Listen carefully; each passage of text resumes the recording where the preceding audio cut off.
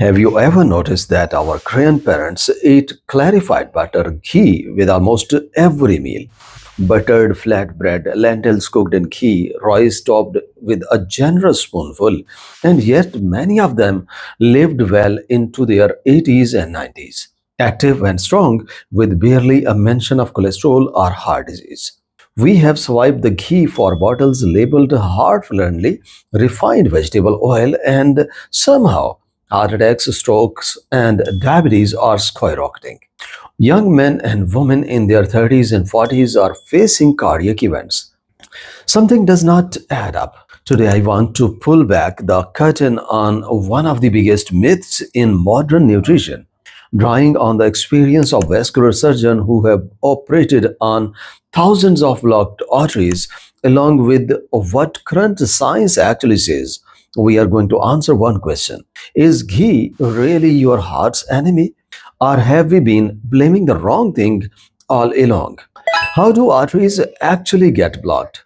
Most people imagine an artery like a kitchen pipe. Fat goes in, fat sticks to the walls, pipe gets clogged. Simple enough.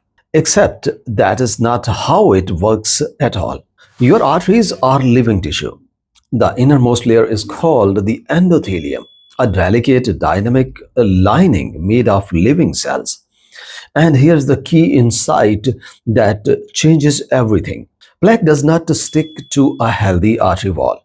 It only builds up when the endothelium becomes damaged and inflamed. Think of your artery wall like smooth, healthy skin. Now imagine rubbing sandpaper against the skin every single day for years. Actually, we would get wounds, cracks, and raw patches. That's when cholesterol, calcium, and immune cells rush in to patch the damage. And that patch is what we call plaque. So the real question is not how much cholesterol are you eating. The real question is what is acting as that sandpaper inside your arteries. I will tell you right now. It is not the 2 teaspoons of ghee you cook with. The truth about LDL cholesterol. LDL cholesterol has become a household villain. But what most people and many doctors don't explain is that not all LDL is created equal. There are two types: large, buoyant LDL and small, dense, oxidized LDL. Large buoyant LDL particles are big and fluffy. They do not easily penetrate artery walls and are far less dangerous. Small, dense, oxidized LDL, on the other hand, is compact and reactive. It burrows into damaged artery walls and derives plaque formation. Research shows that the saturated fat in traditional ghee primarily raises large buoyant LDL, the less dangerous type. This does not mean you should eat ghee by the cupful. Quantity always matters.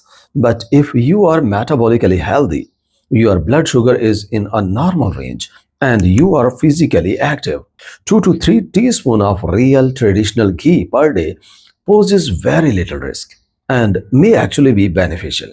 What changed and what it cost us?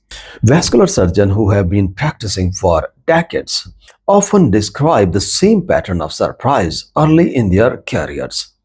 The older generation ate ghee freely and without guilt, had no idea what a lipid panel was, and living long, healthy lives. Today, heart disease has become so common that it strikes people decades earlier than it used to. And here is the uncomfortable question: if ghee was the problem and we stopped eating it, why did things get worse? The answer is in what replaced it. Refined oils, the real villain in your kitchen. Sunflower oil, soybean oil, corn oil.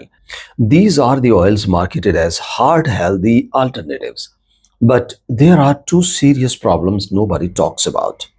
First, oxidation. These oils are extremely high in omega 6 fatty acids.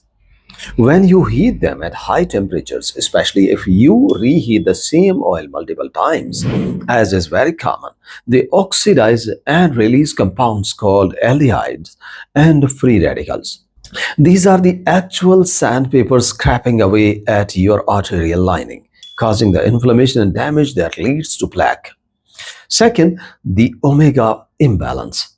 Your body needs omega 6 and omega 3 fatty acids in a ratio of roughly 4:1.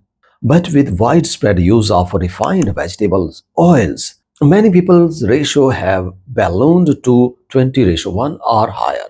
This chronic imbalance creates a low-grade body-wide inflammation, and that silent inflammation is one of the primary drivers of atherosclerosis, the hardening and narrowing of arteries. Fat free was a lie. In the 1970s and 80s, research told us to cut saturated fat and replace it with polyunsaturated fats. And we did cut the ghee and butter. But we did not replace those calories with the olive oil and nuts. We replaced them with the white flour, refined sugar, packaged crackers, and sweet beverages, as well as processed snacks, all marketed as low fat and therefore healthy. Current research is unambiguous. Replacing saturated fat with refined carbohydrates does not reduce your heart disease risk, it increases it. Refined carbs raise triglycerides and specifically promote the formation of small, dense LDL, that the genuinely dangerous kind. The explosion of the type 2 diabetes we are seeing today is not caused by ghee. It's caused by the refined carbs and sugar we are eating under the false belief that fat free means safe.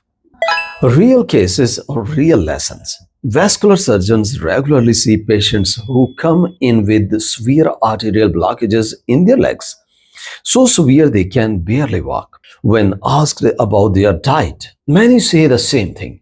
I have not touched ghee in 10 years. I was too afraid of cholesterol. But when you look deeper, the picture becomes clear. They gave up ghee, yes, but they replaced it with packaged low fat crackers, white bread, sweetened tea, and refined cooking oil. Their blood sugar crept up silently. Their triglycerides rose. Visceral fat accumulated. Chronic inflammation set in. The blockages followed. The ghee was never the enemy. Uncontrolled blood sugar, insulin resistance, and systemic inflammation were. What actually blocks your arteries? Here is the real list based on evidence. High blood sugar and insulin resistance. The single biggest driver of arterial damage. Uncontrolled blood pressure. Mechanical stress that damages artery walls over time. Smoking, a direct chemical assault on your vascular system. Small, dense, oxidized LDL, the dangerous cholesterol particles formed largely by refined carbs and oxidized oils. Sedentary lifestyle, sitting for long periods, excess abdominal fats, and poor sleep all derive inflammation. Repeatedly heated refined cooking oils, a consistent source of free radicals that damage the arterial lining.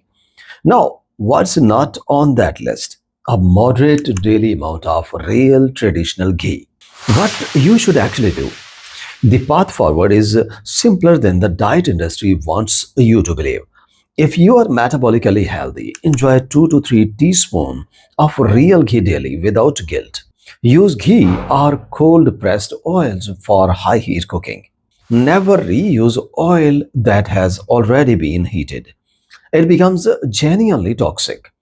Cut out refined sugar and white flour. These are far more dangerous than any natural fat. Don't just track total cholesterol, get your HbA1c, fasting lipid profile, blood pressure, and high sensitivity CRP checked. These give a true picture of your cardiovascular health. Move your body every day. Even a brisk 30-minute walk makes a measurable difference. The science has been pointing in this direction for years. Our grandparents were not wrong. We just stopped listening. Alright, thanks for watching the video. Please subscribe to watch more. Have a nice day.